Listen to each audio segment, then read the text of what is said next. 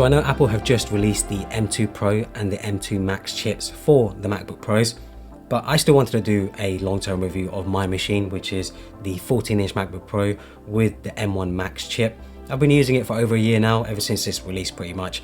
And yeah, it's been an amazing machine over the period that I've been using it. So even though I have the M1 Max chip in this, I still would most likely probably recommend the M1 chip or the M2 chip for most of the people, because I think that is just much better value for money, especially the MacBook Air. I think that's incredible value for money. Apple have really done such a good job of producing a chip here that is just perfect for the mass market.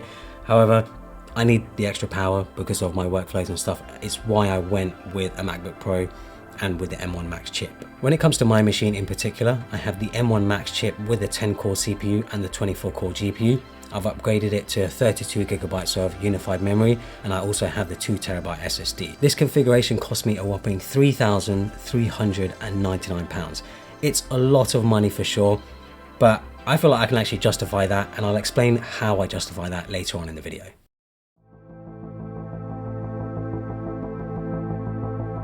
What's most impressive for me with a laptop of this size is just how much power it can pack with those chips, with the M1 Max chip or the M1 Pro chip. I've been putting it through its absolute paces week in, week out. I've been regularly editing 2 videos, 3 videos a week. I've been editing shorts and stuff.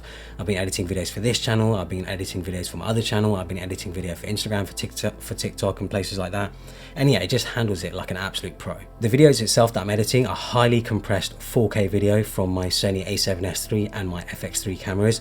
I'm editing in Final Cut Pro, and I'm always adding things like correction layers, grading layers, as well as text effects and all sorts of other sort of effects and animations. On top of that, you may have noticed a lot of my fancy product shots that you see in my videos are also slow motion. So Final Cut Pro is having to slow down each and every product shot. With all of this going on, it never misses a beat. It doesn't even stutter. It handles everything I throw at it like a champ. The fans rarely ever come on, and when they do, it's usually because I'm working in a warm environment, especially in the summer. The fans did come on a bit more, or I was rendering a video or something like that.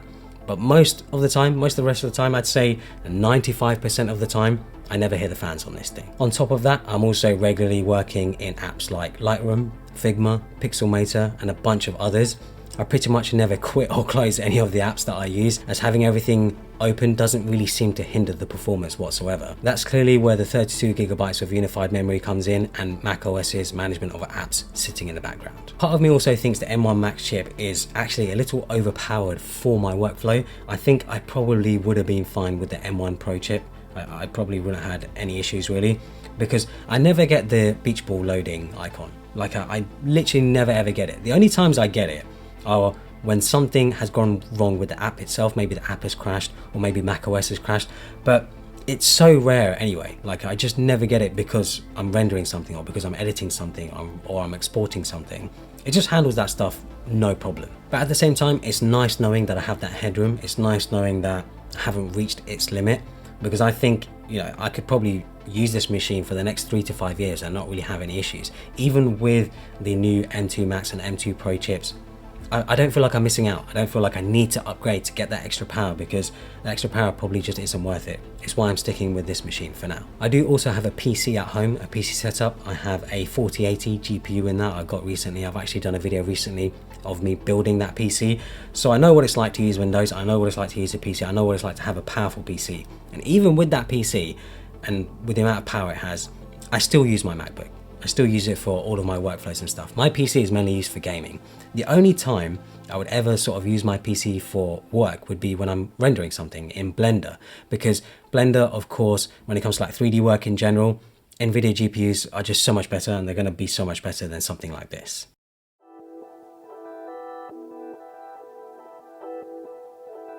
When it comes to battery life, I can get a day of use out of it with light usage, no problem. Things like typing documents, using Notion, browsing the web and managing emails, yeah, the battery life, it just lasts for ages. If I start doing something very resource intensive, so something like rendering or editing a 4K video, then the battery life usually goes to around 25% an hour, which obviously isn't that much, 4 hours of battery life. But then I guess it is how you see it, right? Because for me, it's not an issue. Usually when I'm editing a video or rendering a video, I have it connected to a display. So usually I have power next to me. I have it connected up to power. But if you're someone who's editing on the go, exporting videos on the go, and you don't always have access to power, then the 16-inch might make more sense. But yeah, I just prefer the 14-inch purely for the size. This of course is the first totally redesigned exterior design for the MacBook Pro in a long time, and of course the introduction of the 14-inch model. Now I actually think the 16-inch model makes the most sense for most people. I've just gone for the 14-inch model because it's very specific for my use case. I rarely actually use it as a laptop. 95% of the time it's connected to an external display either here at the office or at home. Because I work both at home and at the office, I needed a machine that was powerful enough, but it was also small enough for portability. So the 14-inch for me made the most sense. The increased battery life and the bigger screen of the 16-inch really aren't needed for me.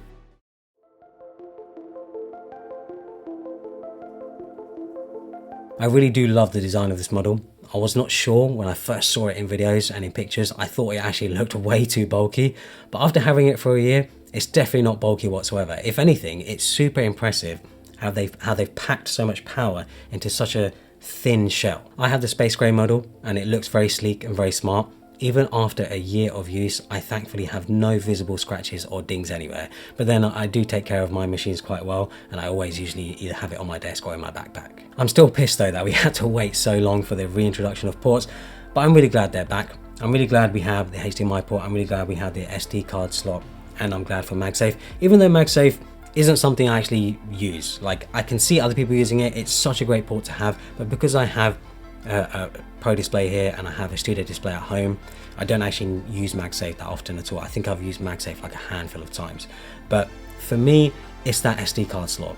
The SD card slot is definitely the slot that has seen the most action on this device, because I have I think 4 or 5 different cameras and they all use SD cards, and I'm having to constantly switch out SD cards, constantly offload footage and stuff like that. The SD card slot is an absolute lifesaver, and I'm so glad I don't need a dongle anymore just to offload footage from my SD cards. I'm also really glad that they got rid of the touch bar. The touch bar for me was just an absolute pain in the butt. I hated that thing, especially when I did use it as a laptop. I would end up touching the touch bar by accident. My fingers would just stray over and click some button and something would happen. I'm really glad they got rid of it and we just have the normal function row of keys. When it comes to the screen on this thing, it is just absolutely incredible. That high resolution Liquid Pro display retina, whatever they want to call it, it's fantastic. The 120 Hz as well is absolutely fantastic. Once you start using a display like that, 60 Hz displays just look jagged in comparison. I mean, I've gotten used to it with my Pro display and my studio display, but whenever I use the display on this, I always wish that my Pro display and my studio display were also 120 Hz. It's just a fantastic screen to have in a laptop. With it being mini LED as well, it can go up to 1600 nits of peak brightness, and some people, you know, do say they would love to have OLED, but obviously if you had an OLED, I'm not sure they'd be able to get it to that sort of brightness. So it's a sort of, you got to get a sort of mix between the two, right? I would like an OLED display, mainly because, you know, I'm working in the office, I'm working at home. I feel like I would prefer an OLED display, but I'm not complaining. I feel like mini LED, you get that brightness. For a lot of people, it makes a lot more sense to have mini LED over OLED. By the way, if you're interested in this wallpaper, make sure to check it out. It's from my holographics wallpaper pack. It's been very popular recently. I'll leave a link to it down in the description below.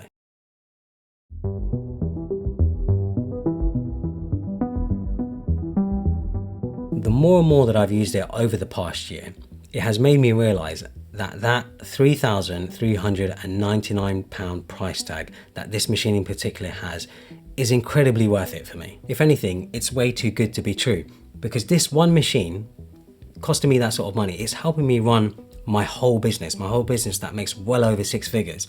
And even just a sponsorship for a video will actually pay for this machine.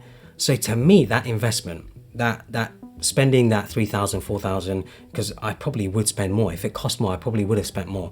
It's just so worth it for me. That's where I can justify the price of this machine. Like I said, one sponsor alone will pay for this laptop, yet I'm producing around 2 videos a week and usually have a sponsor a week. So anything I can do to edit and produce these videos quicker literally helps me do my job quicker and make money in less time. This of course doesn't just apply to making videos, it applies to everything else that it takes to run my business, including designing, photo editing, coding, and everything else in between. In the past few years, my mindset when it comes to buying equipment has changed. Many people will see the sticker price on this and think, oh my god, that's a lot of money, is it really worth the money? But that's not how I see it. I like to see it from a business perspective, from a sort of pro user perspective. I like to see it as how much return on investment will I have from a device like this. Spending 3,000, 4,000, for me, it is so worth the money. For me, it's so worth spending that sort of money because I know that I'm going to make it back so easily. This is one of the best laptops that not just Apple has made, it's one of the best laptops, period. It's a blend of the M1 chips, the body it sits in, the thermals, the battery, the beautiful screen. It all comes together to make an amazing package. A year later, not only do I not regret the purchase that I've made, it's probably one of the best purchases I've made for my business. So I hope you guys enjoyed this review. Hopefully you enjoyed this sort of 1 year long-term review of my MacBook. I just think it's so worth the money. I think if you're looking at the 14-inch models or the 16-inch models, they're such great value for money. So yeah, hopefully you guys enjoyed it. Follow me on Instagram and Twitter and subscribe for more.